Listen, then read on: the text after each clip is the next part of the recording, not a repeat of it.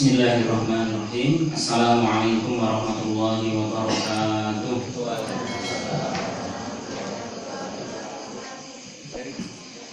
Alhamdulillahirabbil alamin. Nahmaduhu wa nasta'inuhu wa nastaghfiruh wa na'udzu billahi min shururi anfusina wa min sayyiati a'malina. May yahdihillahu fala mudilla lahu wa may yudlil fala hadiya lahu. Asyhadu an la ilaha illallah wahdahu la syarika lahu wa asyhadu anna Muhammadan abduhu wa rasuluh. Allahumma sholli wa sallim wa barik ala Muhammad wa ala alihi wa sahbihi ajmain. Yang kami hormati segenap pimpinan Sabang Muhammadiyah Kecamatan Leru, pimpinan ranting dan seluruh jamaah yang hadir pada kesempatan malam hari ini. Marilah kita tidak lupa memperbanyak syukur kita kepada Allah Subhanahu wa taala. Sampai hari ini kita masih diberikan kesehatan, kesempatan, dan yang penting adalah hidayah dan istiqomah, sehingga pada malam hari yang dingin ini kita masih diberikan kekuatan untuk hadir di majelis ilmu. Mudah-mudahan seperti janji Rasulullah SAW,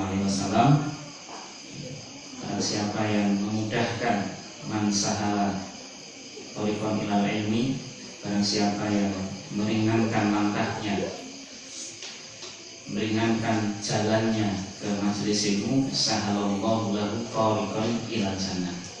Mudah-mudahan kita dimudahkan untuk sampai di surganya Allah.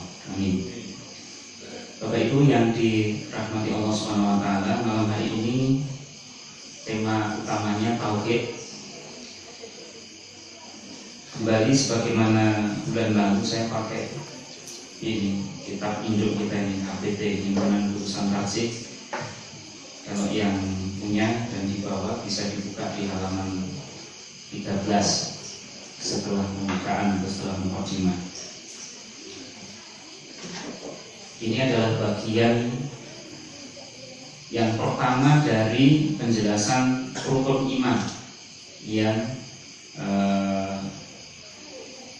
ditulis atau kita pelajari dari Himpunan Putusan Tasik ini. Jadi di bab pertama itu di HPT itu mempelajari tentang arkanul iman, setelah itu baru kemudian arkanul Islam. Mulai fikihnya itu setelah selesai tentang rukun iman ini. Nah, karena kemarin itu tematik, saya ambil di rukun iman yang kedua, yaitu rukun iman kepada malaikat. Nah, malam hari ini materinya adalah tauhid, maka kita balik ke nomor 1, yaitu iman kepada Allah Subhanahu wa taala. Bapak Ibu yang dirahmati Allah Subhanahu wa taala, karena pada dasarnya ketika kita berbicara tentang tauhid, ya, maka tidak lepas dari pembicaraan kita tentang Allah.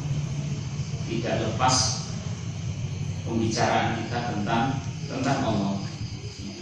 Jadi mulai dari Nabi Adam, Idris sampai Muhammad Rasulullah SAW, tidak lepas dari ajaran-ajaran yang satu, yaitu tauhid, mengisahkan Allah Subhanahu wa taala. Baik, langsung saja kita buka. Bagi yang tidak membawa buku atau bisa melihat di layar, itu untuk memudahkan, bisa buat PDF saja biar tidak berubah formatnya. Mudah-mudahan bisa terbaca. Al-imanu billahi azza wa jalla. Judulnya iman kepada Allah yang maha mulia. Yajibu alaina an nu'mina billahi rabbina wa huwal ilahu al-haqqul ladzi khalaqa kulla syai'in wa huwal wajibul wujud. Kita fokus di 2 poin ini dulu. Yang pertama, yajibu alaina, wajib atas kita, an nu'mina, untuk beriman billahi kepada Allah Rabbina. Jadi di poin yang pertama ini, ya, Allah ditulis sebagai Rabbina. Kemudian di poin yang kedua, wa huwal ilahul haqqu. Nah, yang kedua ini ditulis tidak menggunakan Rabbina, tetapi menggunakan ilahu. Bapak Ibu yang dirahmati Allah Subhanahu wa taala. Ketika kita mempelajari tentang iman kepada Allah dan di situ ada kata Rabbina, maka mungkin ada baiknya ketika kita merujuk pada salah satu surat di juz amal, bahkan ini surat yang terakhir. Surat yang terakhir. Saya tertarik dengan penjelasan yang disampaikan atau tafsir yang disampaikan oleh almarhum Profesor Minahar Ilyas. Dia secara khusus pernah menjelaskan tentang 3 ayat pertama dari surat An-Nas ini, dan ini ada kaitannya dengan ini. Yang pertama, a'udzu billahi minasyaitonir rajim, qul a'udzu birabbin nas. Ayat yang kedua, malikin nas. Yang ketiga, ilahin nas. Dia mengatakan, kenapa Allah itu menyebut dirinya dengan 3 sebutan? Kalau misalkan antara Rabb, kemudian Malik dan Ilah itu sama, maka Allah akan mengatakan qul a'udzu billah. Cuma itu cukup. Tapi Allah ingin menjelaskan kepada kita, kata beliau, kata Profesor Minahar itu, tentang tingkatan tauhid atau macam-macam tauhid. Lebih tepatnya beliau menyebutnya sebagai tingkatan tauhid. Jadi ternyata iman kepada Allah itu memang ada tingkatan-tingkatannya, dan itu disebut di dalam surat An-Nas. Yang pertama, qul a'udzu birabbin nas. Allah menyebut dirinya di dalam Al-Qur'an itu Rabbun nas atau Rabbin nas. Tuhannya manusia. Jadi ini kita akan tahu betapa lemahnya perbendaharaan kata bahasa Indonesia. Ya, ketika menerjemahkan Rabbin nas, itu Rabb diterjemahkan Tuhan. Ilahin nas, ilah juga diterjemahkan sebagai Tuhan. Nah, padahal itu memiliki makna yang sebenarnya secara umum sama, tetapi punya spesifikasi tersendiri antara Rabb dengan ilah ini. Ya. Bapak Ibu yang dirahmati Allah Subhanahu wa taala. Jadi ketika kita belajar tauhid, ya, rujukan kita sekali lagi surat An-Nas ayat 1, 2, 3. Kalau secara umum ya, nanti sebelum kita jelaskan lebih lanjut, secara umum perbedaan antara Rabb dan ilah itu adalah Rabb itu gampangannya itu ya, atau mudahnya itu apa yang dilakukan oleh Allah kepada hambanya. Itu kalau posisi seperti itu disebut Rabb. Tapi kalau menggunakan kata ilah, itu berarti apa yang dilakukan seorang hamba kepada Allah. Nah, itu perbedaannya seperti itu. Ya, secara umum. Ya, secara umum. Nah, jadi kadang-kadang kita mendengar atau bahkan membaca ya di postingan-postingan itu, kemudian ada postingan isinya harapan, kemudian terakhir ditutup dengan amin ya Rabb. Kadang-kadang ada yang menutupnya dengan amin ya ilahi. Nah itu. Jadi sebenarnya ini ada sedikit berbeda. Perbedaannya tadi, kalau Rabb itu adalah apa yang diperbuat Allah kepada makhluknya. Kalau ilah itu apa yang seharusnya diperbuat oleh makhluknya kepada Allah. Baik, pelan-pelan ya, mudah-mudahan nanti tidak miss ya. Karena memang bagi saya berbicara tentang keesaan Allah, berbicara tentang tauhid itu berat ya. Materi paling berat itu adalah ketika harus menjelaskan tentang ma'rifatullah, tauhidullah, wujudullah, itu paling berat. Kenapa? Karena Allah itu sudah mengatakan dalam Al-Quran, wa ma utitum minal ilmi illa qalila. Aku tidak ngajari kalian tentang yang goib-goib itu kecuali sedikit. Dan Rasulullah juga sangat terbatas terkait dengan penjelasan tentang Allah Subhanahu wa taala. Semuanya ya dikembalikan kepada kita tidak boleh mempertanyakan kecuali ada penjelasan dari Rasulullah Shallallahu Alaihi Wasallam. Ya. Jadi pernah dalam satu buku itu Al-Iman itu pernah saya sampaikan belum ya tentang ketika menjelaskan tentang malaikat itu. Jadi buku atau kitab Al-Iman karangannya Abdul Majid Az-Zandani dari Pakistan. Ya. Beliau menulis buku itu sudah sekitar tahun 84-an, tahun 80-an lah gitu. Kemudian ditahrij oleh 100 orang ulama dan itu di Indonesia banyak diterjemahkan dan banyak dipelajari. Nah, di situ dikisahkan oleh beliau ada seorang laki-laki yang sedang ngaji sama beliau gitu ya. Karena saking asiknya itu lama tidak pulang-pulang gitu. Sampai akhirnya kemudian istrinya mencari-cari dan dicarilah suaminya itu dan ketemu di rumahnya Ustaz Abdul Majid Az-Zindani. Ada yang menyebut Az-Zindani, ada yang menyebut Az-Zandani. Nah, kemudian terjadilah dialog ya, antara wanita tadi yang mencari suaminya tadi yang belum masuk Islam. Kalau wanita ini, kalau suaminya sudah masuk Islam, mu'alaf gitu, dengan Abdul Majid Az-Zandani. Dialognya tentang apa? Tentang Allah, tentang Rob, tentang Tuhan. Masa Tuhan yang kita sembah tidak kelihatan, terus kita tahunya bagaimana? Tahunya bagaimana? Maka Syekh Abdul Majid itu menanyakan kepada wanita tadi, kamu punya rasa cinta tidak dengan suamimu? Punya.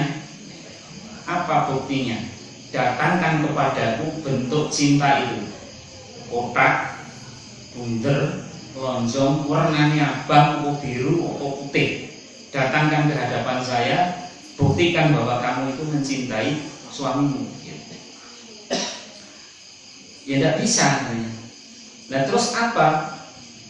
Kamu mengatakan cinta sama suamimu? Ya saya tiap hari bikinkan sarapan, kemudian kalau pulang kerja ya kemudian disambut dan seterusnya. Itu bukti cinta sama suami. Itu bukti kalau kamu tuh cinta sama suamimu. Tetapi wujud dari cinta sendiri, tolong hadirkan ke saya.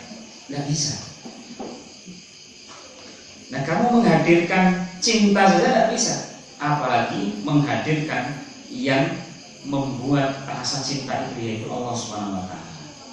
Maka Allah itu ada, keberadaannya itu pasti, tetapi umat manusia hanya diberikan tanda-tandanya saja, hanya diberikan apa istilahnya ya, ayat-ayatnya saja yang membuktikan bahwa Allah itu ada. Sebagaimana ketika seseorang itu merasakan cinta kepada manusia yang lain, akan ada hal-hal yang kemudian dia perbuat itu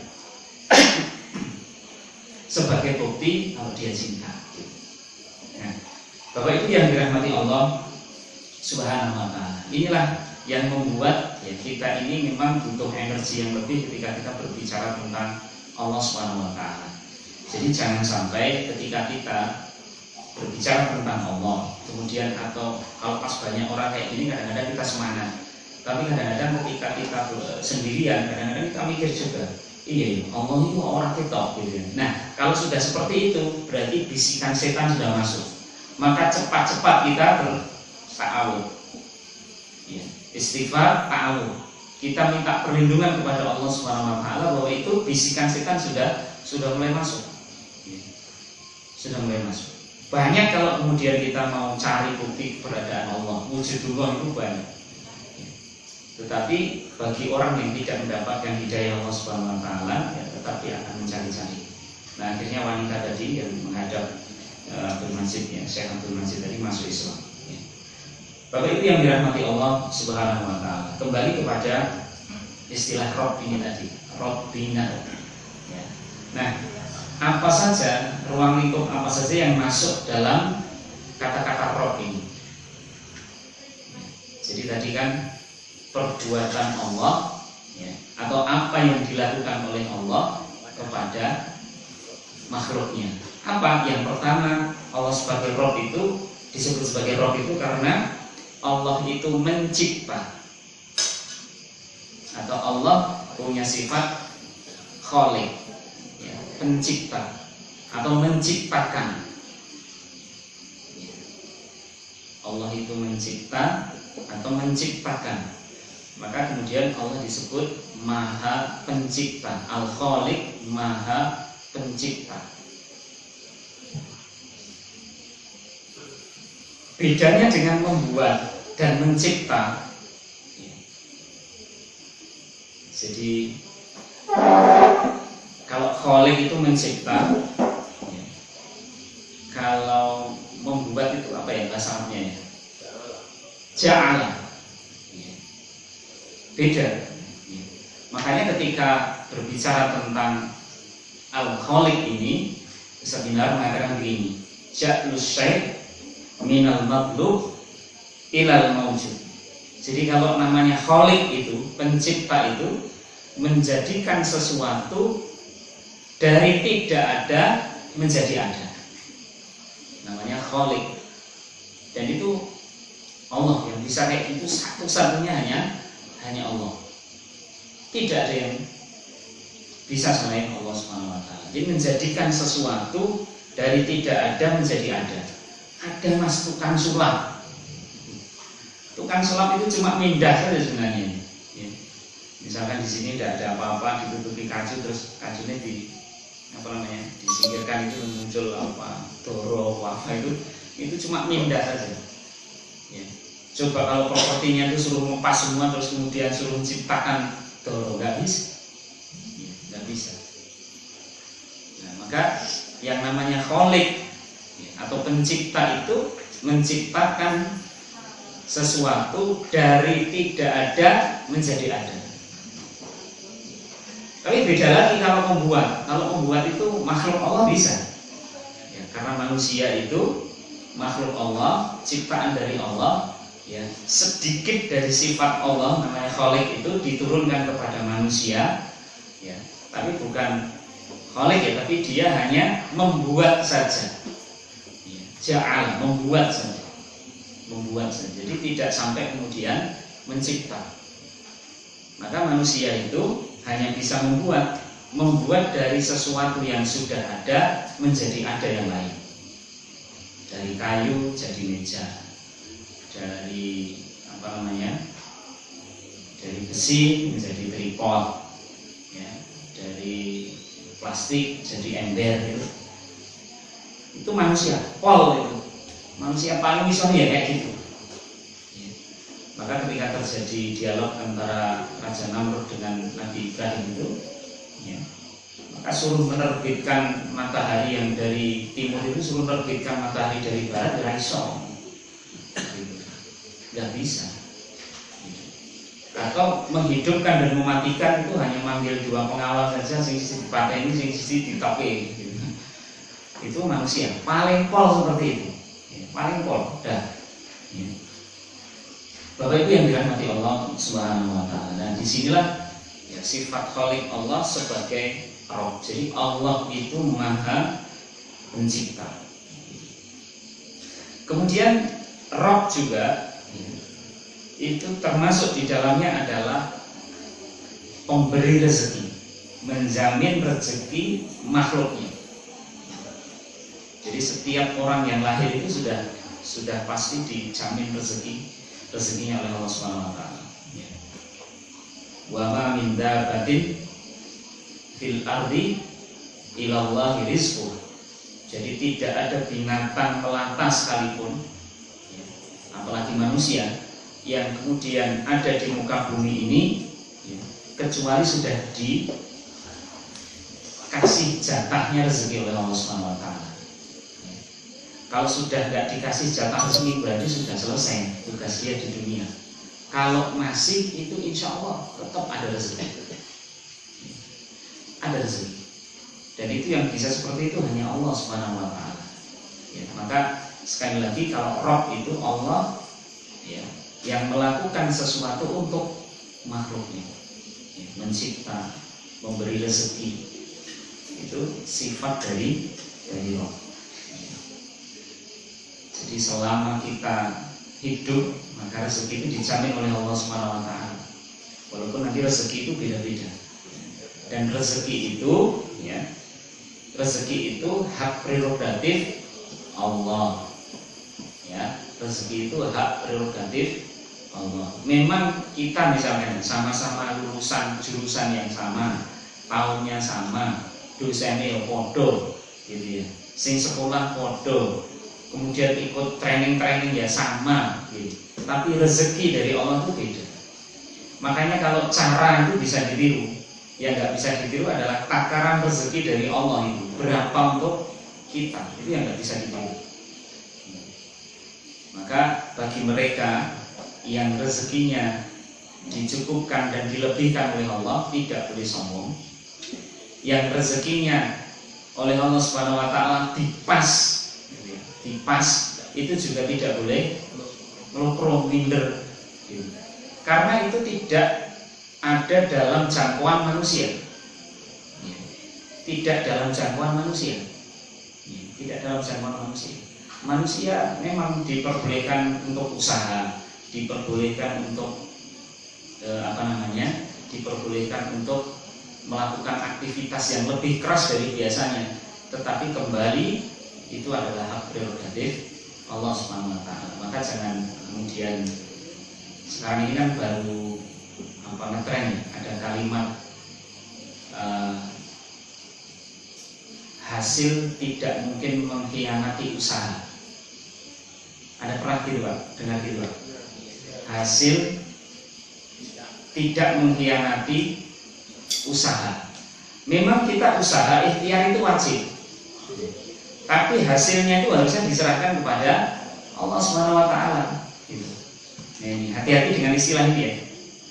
Hati-hati dengan istilah ini. Jadi jangan sampai kemudian kita terlalu pede sekali bahwa apa yang kita dapat sekarang ini adalah hasil saya, ya, hasil kita. Kemudian melupakan faktor Allah. Nah, begitu kita perlu hati-hati di sini. Ya, jangan sampai kemudian istilah ini melupakan kita bahwa Allah itu yang kemudian memberikan izin kita untuk dapat rezeki itu Allah. Yang menakar itu adalah Allah Subhanahu wa taala.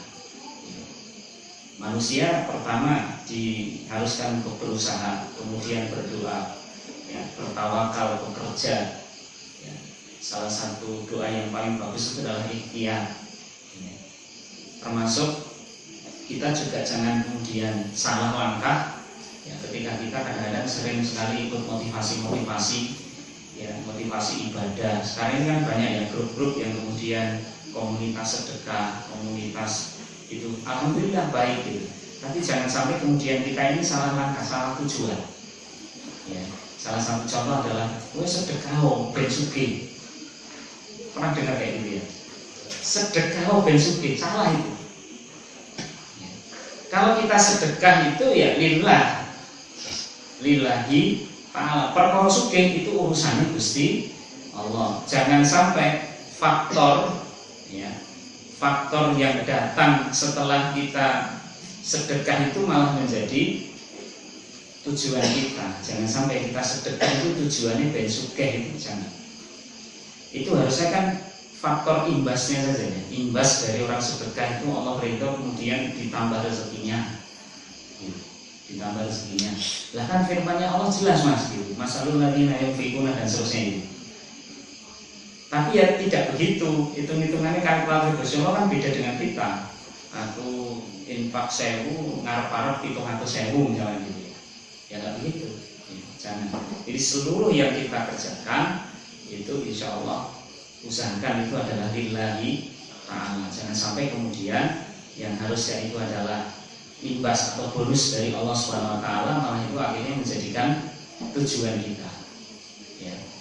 Tujuan kita. Kadang-kadang ada ya di pasar atau mungkin di kios-kios itu jejer kios itu sing didol barangnya podo gitu kan.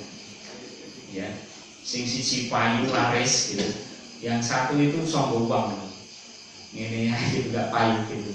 Terus yang laris ini mau gitu ya. Yang laris ini tadi bilang, "Oh, kowe ora tau sedekah gitu. Ora tau sedekah, ora tau salat duha. Salat duha ben laris." sedekah ben sugih. Nah itu motivasinya juga kurang pas. Sedekah itu mencari ridho Allah. Kalau Allah sudah ridho, sudah dekat dengan kita, nah baru kita minta. Sholat juga begitu, biar Allah ridho kepada kita. Setelah ridho, kita minta kepada Allah. Jadikan sholat duha itu wasilah, bukan tujuan wasilah untuk ridho kepada Allah, bukan malah tujuannya agar langsung sugih gitu. Salah gitu. Hati-hati ya. Ini jangan sampai kemudian menduakan Allah. Allah paling tidak suka diduakan. Harusnya kita itu sedekah, sholat itu kepada Allah Subhanahu Wa Taala, dan yang kita itu pun dapat motivasi seperti itu, akhirnya Allah dinomor duakan. Rumangsane nek wis duha ini terus kok iso sugih. Begitu duha terus ra sugih-sugih lereng sing duha. Begitu infak terus orang itu balasan ping 700 akhirnya lereng sing infak. Kan Allah itu kalau mau balas itu kan ya terserah Allah lah, mau dibalas di dunia atau di akhirat.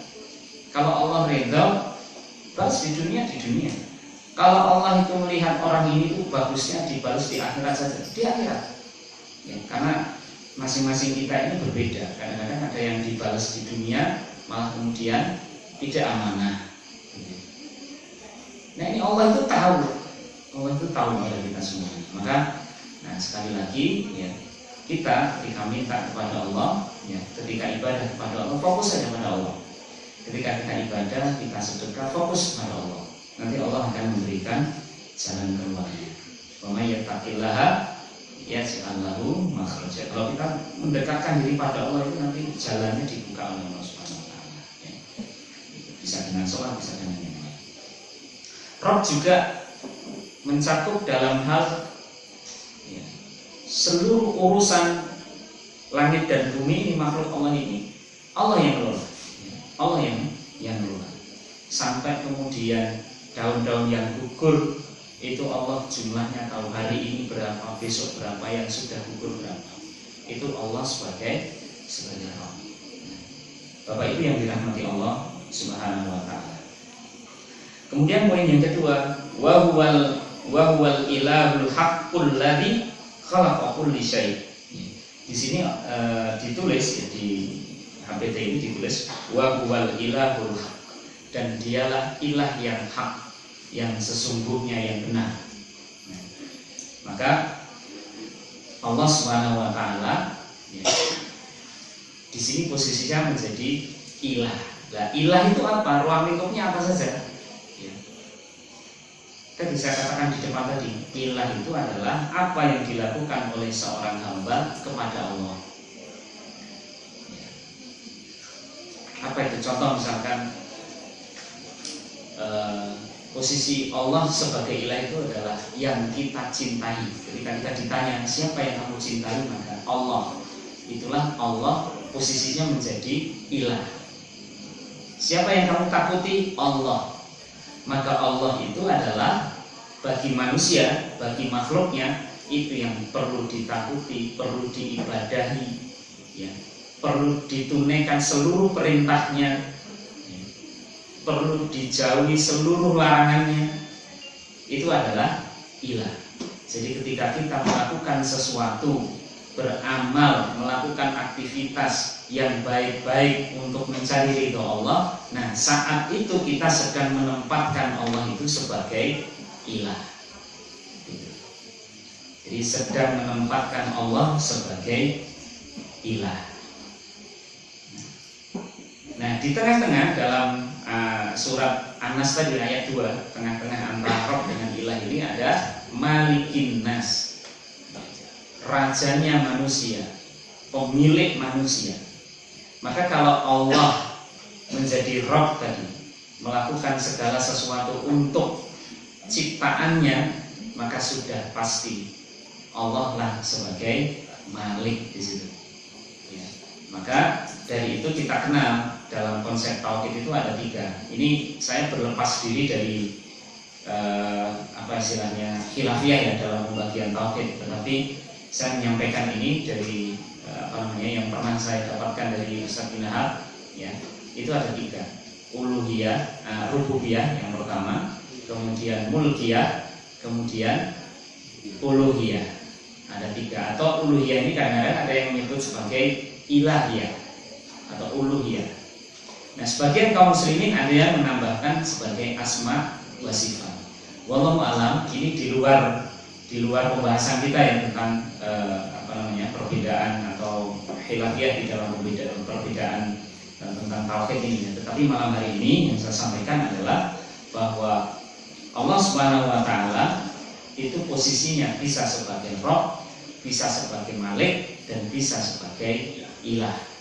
Nah, ini yang penting itu dulu. Bapak Ibu yang dirahmati Allah Subhanahu wa taala. Itu poin 1 dan 2 dari al-imanu billahi azza wajalla. Kita lanjut. Wal awalu bila bidayatin wal akhiru bila nihayatin. Jadi Allah itu wal awalu, maha awal. Maha awal. Bila bidayatin, tidak ada yang lebih awal dari Allah. Wal akhiru bila nihayatin. Dan Allah itu akhir dan tidak ada yang lebih akhir dari Allah SWT. Kalimatnya seperti ini, nggak usah dibayangkan. Oh, Gusti Allah ini orang ngomong masa mak jedul dewe gitu, nggak usah dibayangkan. Ya, nggak usah dibayangkan, nggak usah ditanyakan. Semakin kita bertanya, semakin bingung. Gitu, ya.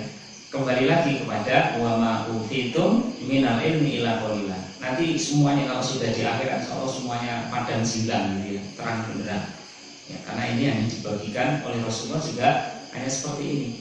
Ya, wal awalu wal akhir, bahkan itu menjadi salah satu asmaul husna atau nama-nama yang baik, yang paling baik di antara nama-nama Allah Subhanahu wa taala. Ya.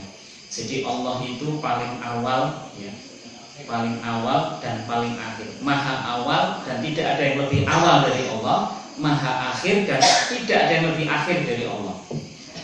Jadi makhluk ini sebelum ada Allah sudah ada. Makhluk ini ketika dihancurkan oleh Allah, maka Allah akan berada setelah itu. Jadi tidak ada akhir. Allah itu keberadaannya setelah akhir. Jadi lebih akhir lagi. Maha akhir, maha awal dan maha akhir. Bapak Ibu yang dirahmati Allah Subhanahu wa taala. Jadi kalau kita di dunia ini ada yang kemudian datang awal, ada yang kemudian datang akhir, ada yang pulang awal, ada yang pulang akhir, dan seterusnya. Ini hanya sebagian kecil dari sifat Allah kemudian diturunkan di dunia. Ya, karena Allah itu maha awal dan maha akhir. Ya. Jadi ini sifat Allah diturunkan sedikit saja kepada manusia sehingga manusia itu punya peristiwa awal dan punya peristiwa akhir sedikit. Banyak ya nikmat Allah Subhanahu wa taala, sifat-sifat Allah Subhanahu wa taala yang diturunkan kepada manusia tetapi sedikit. Allah Maha melihat, manusia melihat, tetapi melihatnya Allah tidak sama dengan melihatnya manusia. Manusia hanya diberi kemampuan, mungkin tidak ada satu kuirnya, tidak ada tentang melihat. Kita ini ya awas-awasin mata kita ini. Ya.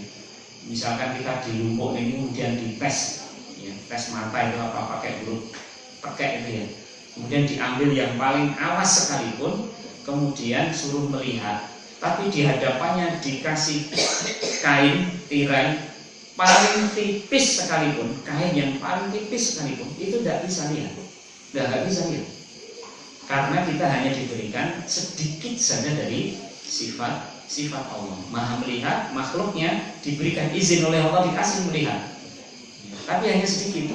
Maksudnya sedikit, ya mas. Maksudnya tadi setiap kali kehalang benda, udah kita tidak bisa melihat, nggak bisa melihat. Oh no mas, sekarang ada keker yang bisa tembus pandang, itu bohong, nggak mungkin, nggak mungkin tembus pandang, nggak mungkin. Tembus pandang itu bisa dilakukan dengan gelombang elektromagnetik, ya. Dilepas dulu gelombang elektromagnetik, kemudian mantul, baru kemudian citranya itu visualisasi, jadilah itu gambar. Tapi kalau melihat dalam arti melihat, menangkap bayangan, tidak bisa. Udah itu nggak bisa, karena hanya sedikit sifat Allah yang diberikan kepada manusia. Mendengar juga sama. Allah itu maha mendengar. Manusia dikasih sedikit sifat bisa mendengar. Ya. Tetapi ada jarak tertentu yang tidak bisa terdengar. Bahkan yang paling dekat dengan kita saja, kalau itu gelombangnya berbeda, kita tidak bisa mendengar. Kita tidak bisa mendengar.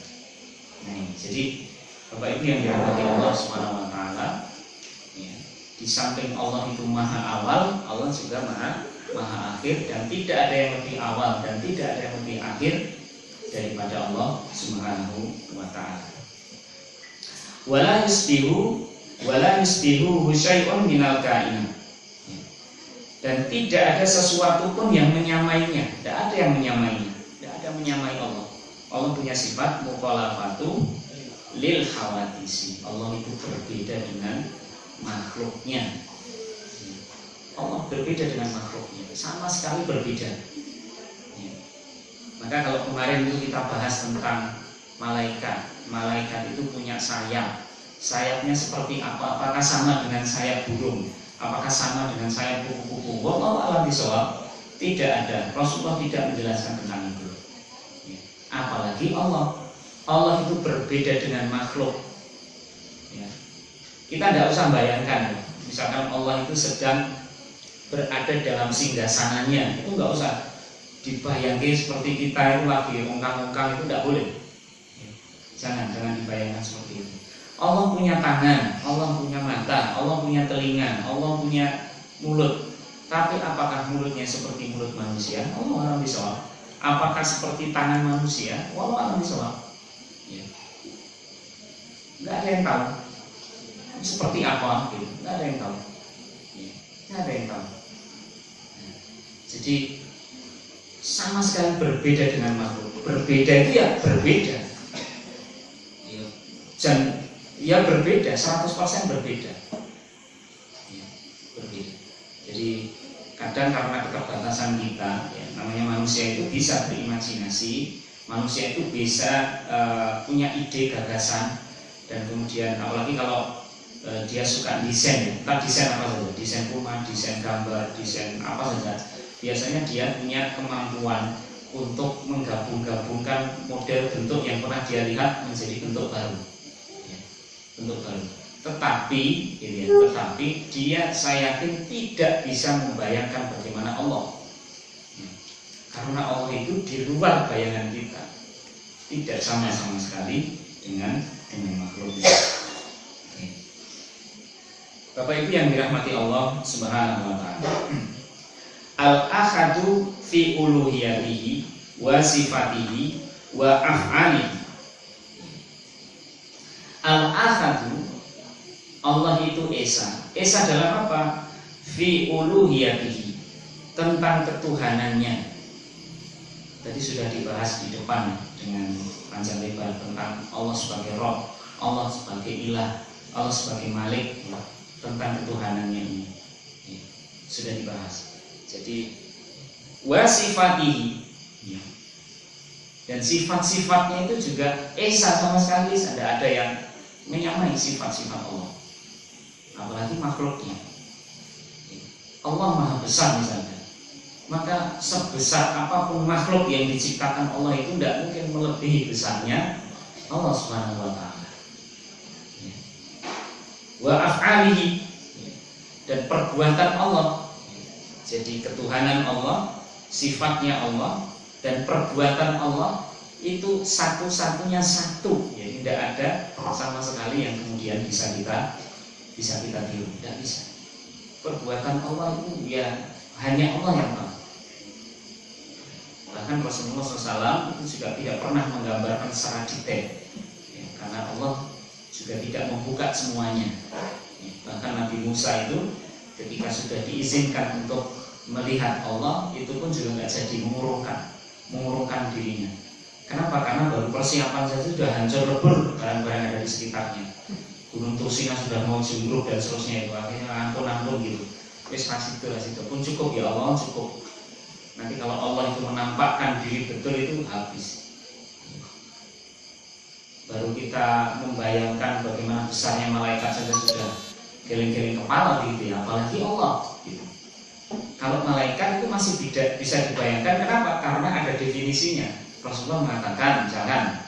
Malaikat Jibril kemarin kita sampaikan, kalau sayapnya mengepak itu ya ujungnya ada di sebelah barat, ufuk barat, ujung satunya ada di ufuk timur. Kita bisa bayangkan, oh besarnya berarti megerokan langit gitu ya. Ini bisa bayangkan. Tapi Allah ini tidak pernah disampaikan kepada kita, tidak pernah. Rasulullah juga tidak pernah menyampaikan baik secara bagaimana Allah itu tidak ada. Jadi kalau malaikat masih sedikit-sedikit dibuka rahasianya oleh Rasulullah SAW. Baik, Al-Hayyul Al-Qayyum, Maha Hidup, ya, Allah itu Maha Hidup, ya, Al-Qayyum, dan pasti ada dan mengadakan segala sesuatu. Ya. Jadi Maha Hidup, Allah itu Maha Hidup. Ya, Maha Hidup itu aja cukup. Agak susah untuk menjelaskan tentang Maha Hidup. Ya.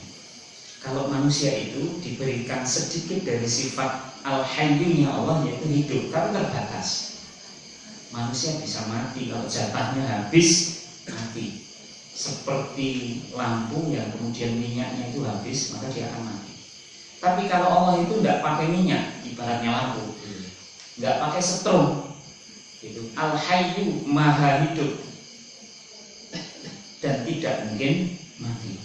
Al-Qayyum, Al-Hayyu di samping Allah itu adalah Maha Hidup, dan Allah itu juga Maha mengadakan segala sesuatu. Al-Qayyum, semuanya disiapkan oleh Allah SWT, mengadakan segala sesuatu, termasuk alam raya ini. Ketika kita diciptakan oleh Allah SWT, sebelum penciptaan manusia itu, kebutuhan manusia itu sebenarnya sudah dicukupi dulu sebelum diciptakan. Dunia diciptakan dulu dengan segala isinya. Ya, maka ketika manusia turun, ya, manusia turun ke dunia ini, ya sudah ada hutan, sudah ada hewan-hewan. Nabi Adam turun, ya, ke dunia ini, memang itu dikehendaki oleh Allah SWT, walaupun skenarionya seperti itu, ya. Jadi Nabi Adam itu mulai dari diciptakan, kemudian bersemayam di surga, kemudian diciptakan bagi beliau itu pasangan, yaitu Hawa. Kemudian ada peristiwa kesalahan memakan buah larangan di surga, sampai kemudian diturunkan ke dunia ini hanya terjadi dalam waktu 1 hari, yaitu hari Jumat. Ya, hanya 1 hari. Nah, oh iya mas ya, itu memang yang dikabarkan oleh Rasulullah SAW seperti itu. Kita percaya itu aja, kita yakin itu aja, kita yakin. Jadi Nabi Adam sekali lagi diciptakan, mulai diciptakan. Penciptaan Nabi Adam ini juga hanya bisa kita imani begitu saja, tidak bisa kemudian dilakukan penelitian, tidak bisa.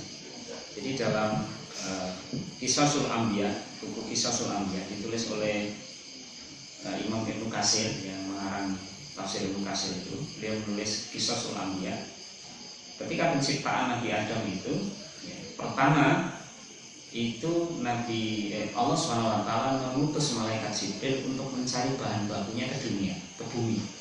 Turunlah malaikat Jibril ke bumi. Kemudian ketika mengambil sebagian dari tanah itu, ya,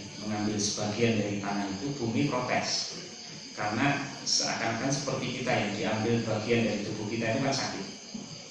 Protes, aku mau mengadukan kalian kepada Allah SWT. Akhirnya malaikat Jibril menyerah. Kemudian diutuslah malaikat Mikail. Sama, ketika mau ambil bahan itu sama, nggak jadi karena bumi protes. Akhirnya diutuslah malaikat Israel mencabut nyawa. Beliau datang ke dunia nggak pakai kulon-kulon, pokoknya langsung diambil saja. Ada 5 tempat yang diambil, ada tanah warna putih, merah, hitam, abu-abu dan seterusnya. Kemudian dibawa kepada Allah SWT, dibentuk dan kemudian dikeringkan selama 40 hari, selama 40 tahun. Nanti Bapak Ibu kalau penasaran bisa baca di kitab Qisasul Anbiya, sudah diterjemahkan di bahasa Indonesia, karangannya Imam Ibnu Katsir. Jadi Imam Ibnu Katsir itu kenapa tafsirnya menarik? Ya, kenapa tafsirnya menarik? Itu biasanya ketika menafsirkan ayat itu ditambahi dengan kisah-kisah para nabi dulu. Ya. Kemudian beliau ada ide kisah-kisah para nabi itu dibukukan tersendiri. Jadi terutama kalau kemudian mengisahkan tentang Nabi Yusuf, itu yang paling lengkap dan paling komplit, ya, di antara nabi-nabi yang lain. ya, karena kisahnya paling konkret. Nah, selama itu bersumber kepada Rasulullah SAW, ya kita yakini aja. Selama itu bersumber kepada hadis-hadis yang sahih, kita imani saja. Udah. Nah, ini bagian dari keimanan kita kepada Allah Subhanahu wa taala. Kemudian lanjut, As-Sami'ul Al-Basir, yang maha melihat, yang maha mendengar dan maha melihat. As-Sami' Al-Basir. Al-Basir. As-Sami'u Al-Basir, yang maha mendengar lagi maha melihat. Jadi sudah sedikit penjelasan di depan, jadi tidak usah saya tambah. Wa huwa ala kulli syai'in qadir. Ya, dan Allah itu, ya, dan dialah Allah ala kulli syai'in qadir, berkuasa atas segala sesuatu. Jadi ini penting nih, berkuasa atas segala sesuatu.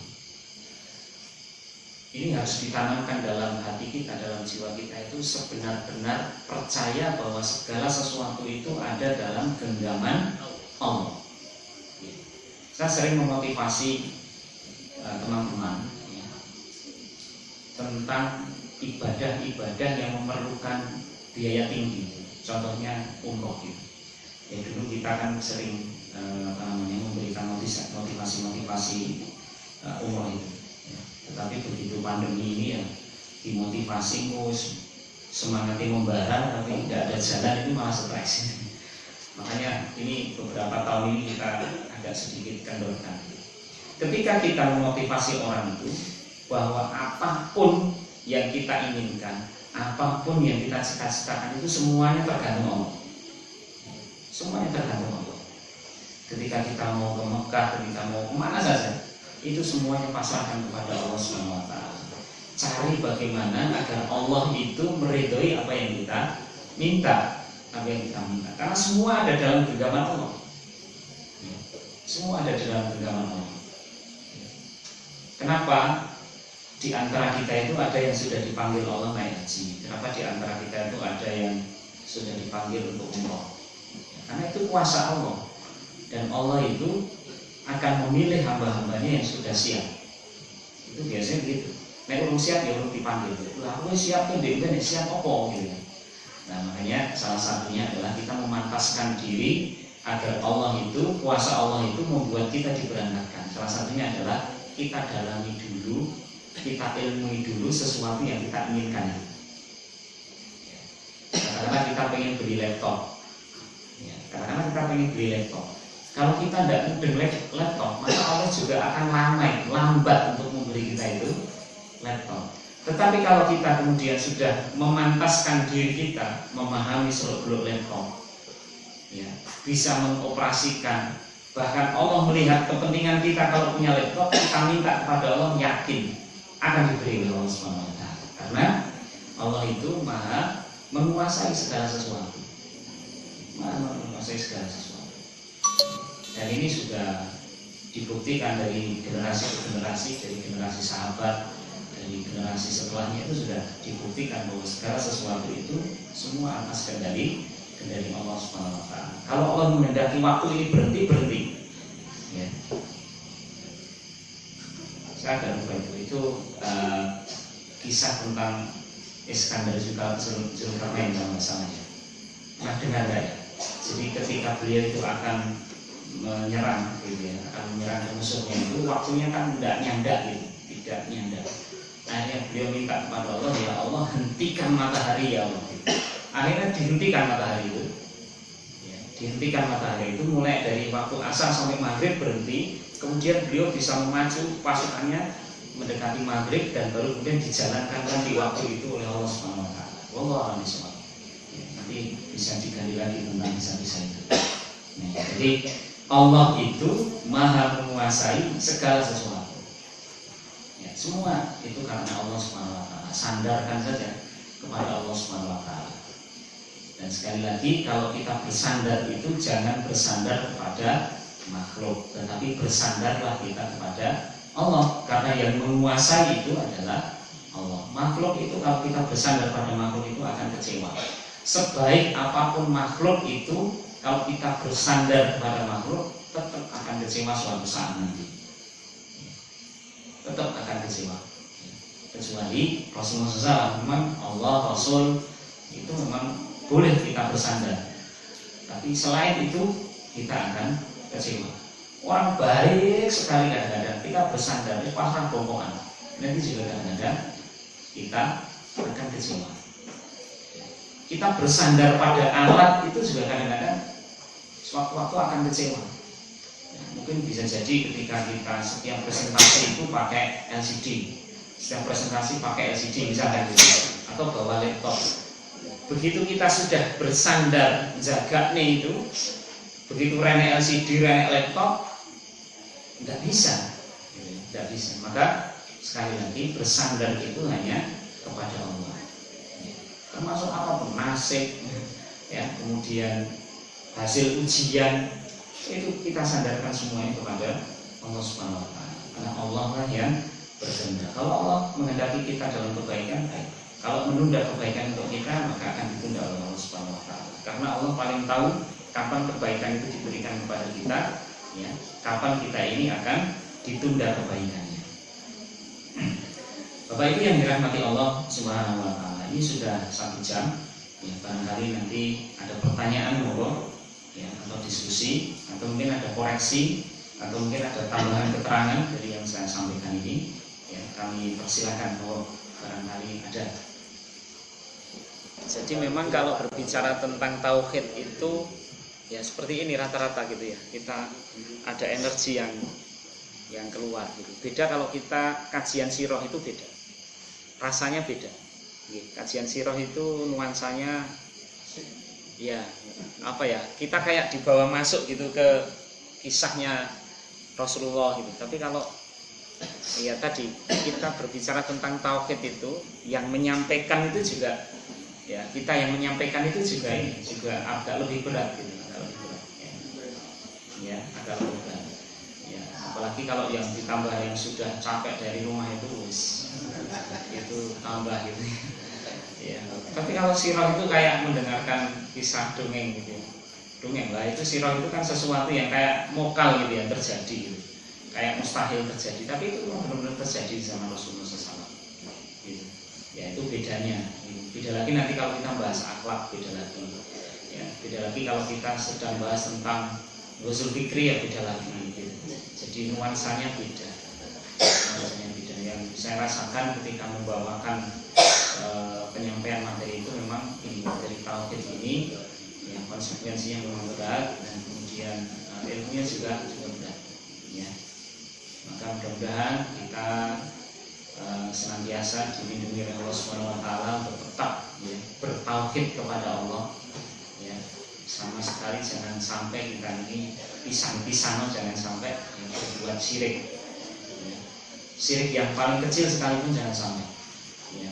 Syirkul asghar, ya, atau syirkul khafi itu kan kalau Ibnu Abbas mengatakan itu kan seperti semut hitam di atas batu hitam di malam yang gelap gulita. Itu namanya syirkul khafi, makanya syirik yang tersembunyi atau syirkul asghar. Apa contohnya? Ya, ini hanya tambahan saja agar kita tetap berada dalam tauhid. Apa contohnya? Itu contohnya adalah riya. Jadi kadang-kadang kita itu beribadah, ya, beribadah kepada Allah. Tetapi kalau dalam beribadah kepada Allah itu ada niatan-niatan kecil yang ada dalam hati kita, itu namanya syirik. Ya. Dan ini sangat tersembunyi, maka ini perlu hati-hati. Perlu hati-hati. Apakah bisa diampuni, Mas? Ya bisa, karena syiriknya syirik khafi, syirik yang lembut, bisa diampuni. Ya. Tetapi seringan-ringan dosa, ya, tapi masih syirik juga. Gitu. Kalau yang tidak bisa diampuni kecuali dengan taubat nasuha adalah syirkul akbar. Itu jelas ya, menyembah kayu, watu, patung, matahari dan seterusnya, itu menyembah selain Allah, itu namanya syirkul akbar atau syirik besar atau syirkul jali, syirik yang jelas. Kalau yang tersembunyi atau yang asghar tadi, ya kita tetap harus jaga hati, jangan sampai kemudian menghalangi kita untuk mendapatkan pahala Allah lebih besar. Contoh misalnya gini, kalau kita sholat di tengah-tengah orang itu, kita sholat itu khusyuk gitu. Kalau sholat sendiri di rumah itu, pada 8 rakaat itu kalau di masjid itu bisa 5 menit, di rumah 2 menit. Nah, ini hati-hati. Ini hati-hati. Ya, hati-hatinya gimana? Ya mungkin yang paling ikhlas itu ya di kamar itu, di rumah itu paling ikhlas. Kalau di masjid jadi kurang ikhlas, kenapa? Karena ada pertimbangan yang lain. Itu yang kemudian kita harus berhati-hati tentang namanya sirkul khaufi tadi ya. Kita bismillah, mudah-mudahan Allah senantiasa memberikan kemantapan tauhid dalam diri kita ya, senantiasa kita berdoa kepada Allah yang muqallibal qulubi tsabbit qalbi ala dinik. Saya cukupkan sekian, kalau tidak ada yang bertanya, kurang lebih mohon maaf, mudah-mudahan ada manfaatnya apa yang saya sampaikan pada kesempatan malam hari ini. Bila taufiq wal hidayah. Assalamualaikum warahmatullahi wabarakatuh. Alhamdulillah pada malam hari ini penguatan akidah kita sudah bisa mengerti sedikit tentang perbedaan antara roh, iman dan lain sebagainya.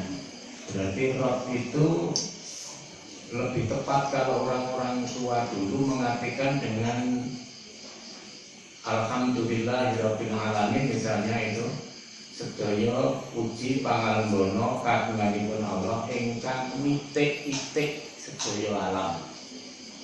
Berarti mitik-itik karena Allah yang memberi ya. Allah yang berbuat untuk makhluknya. Jadi Rabbil Alamin berarti apa? Yang mitik, ingkang mitik sedaya alam. Iki nek diterjemahke ngene bocah-bocah ya ora mudah.